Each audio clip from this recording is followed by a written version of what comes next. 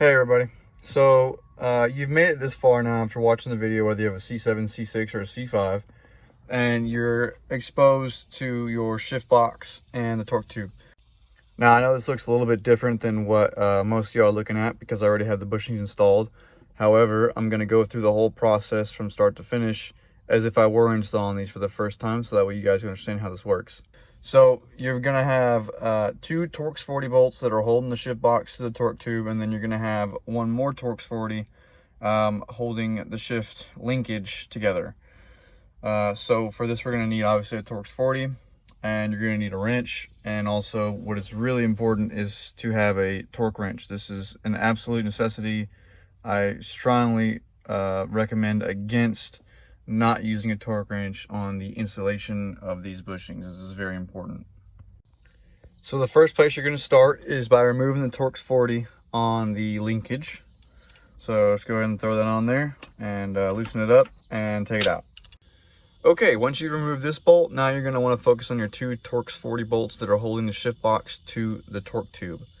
Go ahead and remove both of those and then move on to the next step.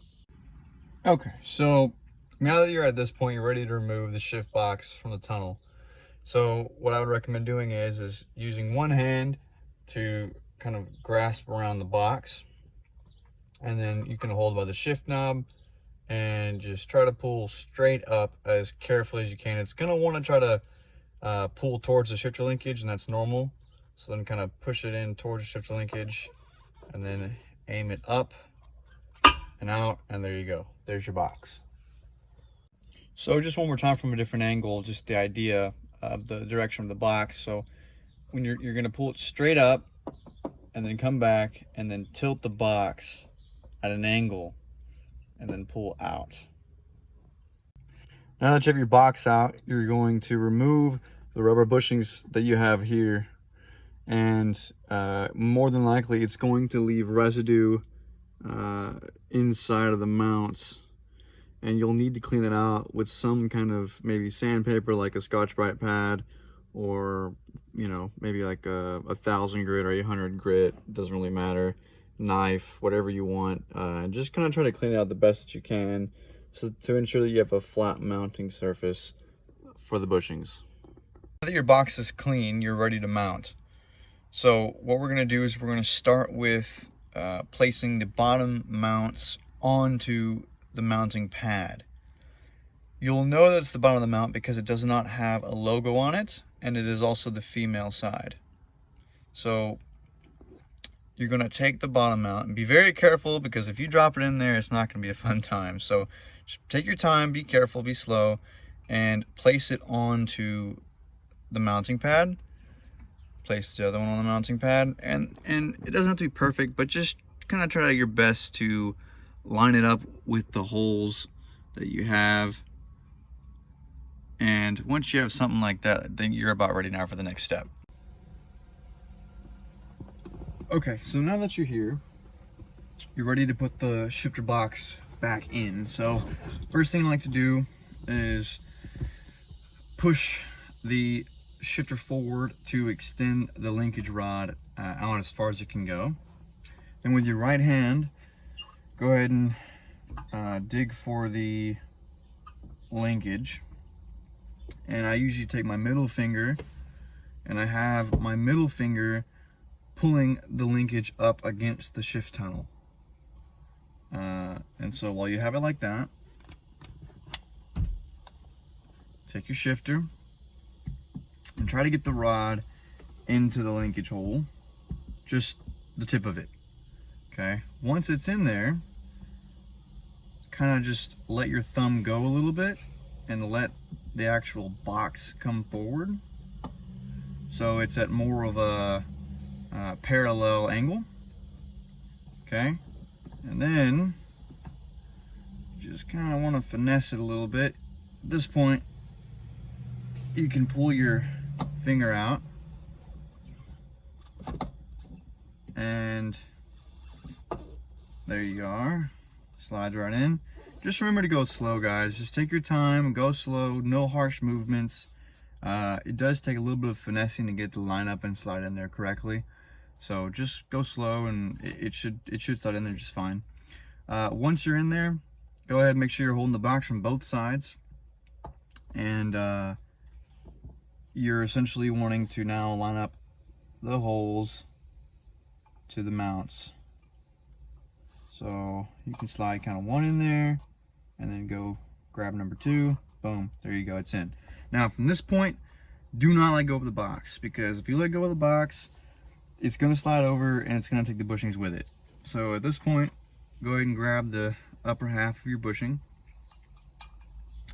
slide it in there, kind of make sure that it's sitting in there nice and flush. They might be a little bit tight, so just make sure that they're sitting correctly. Once you got that, go ahead and grab your washers that have been supplied, throw those bad boys on top, then go ahead and grab your Torx 40 and just by hand kind of start getting them in there. Now that you're at this point, you can let go of the box. It's not going to go anywhere. So at this point, what you're going to want to do is we're going to hook up the linkage.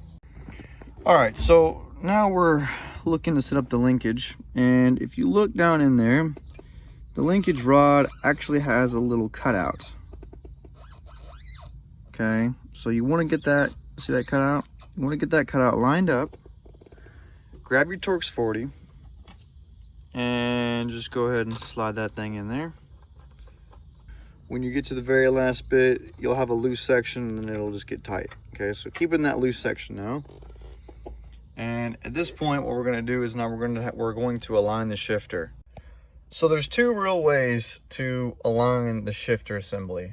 The first way is, I believe the way that how GM does it, which is you have a pin over here that comes with it. Okay, so you take the pin out, and so basically you put the pin in the hole, and then you're gonna need to push this all the way down in, and it actually locks the shifter. The shifter now will not go anywhere. Okay, now we're ready to torque the box and the linkage. I strongly recommend using a torque wrench.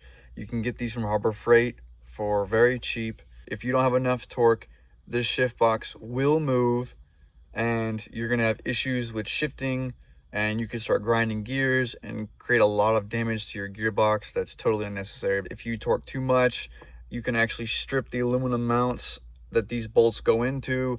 That's a whole other nightmare in itself. So save yourself the headache, get a torque wrench, borrow one, buy one. It's not the end of the world. So that being said, we're gonna start first with the two bolts holding the box to the torque tube. These are Torx 40s, like I mentioned before, and we're going to torque these to 30 foot-pounds. So once you finish torquing those to 30 foot-pounds, we need to now torque the linkage. The linkage I take to 30 foot-pounds, however, GM recommends only 22 foot-pounds. However, the reason why I take it to 30 foot-pounds is because my car is a 98 and it's got high miles, and it's just the original linkage. So there's a lot of stretching and just use and abuse that this has been through. And so because of that, I take this to 30 foot-pounds just to ensure that everything stays tight. A lower miles car, you probably will be just fine with going to 22 foot-pounds, but there's no issue with taking it to 30 as well. These need to be 30 because you need to be able to compress the aluminum mounts together a little bit to hold everything tight. Okay, once you finish torquing that, we can go ahead, remove the pin.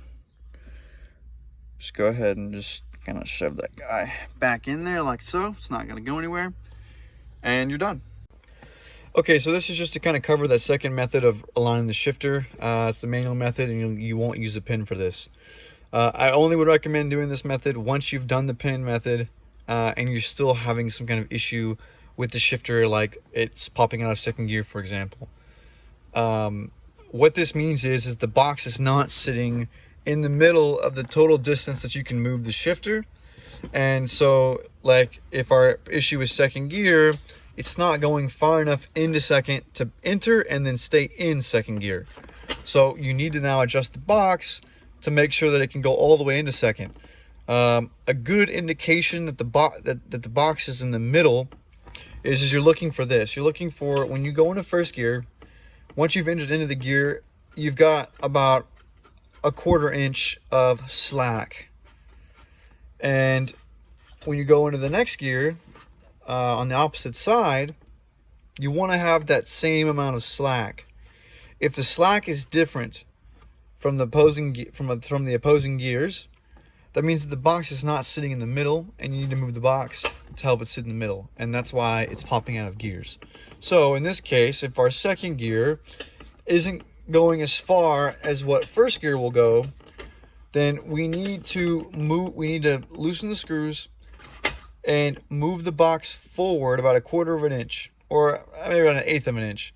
Tighten it back up, and then assess the situation again and see, okay, do I have enough slack on both sides? That's about the same. If you think so, take it back out, drive it, see what happened.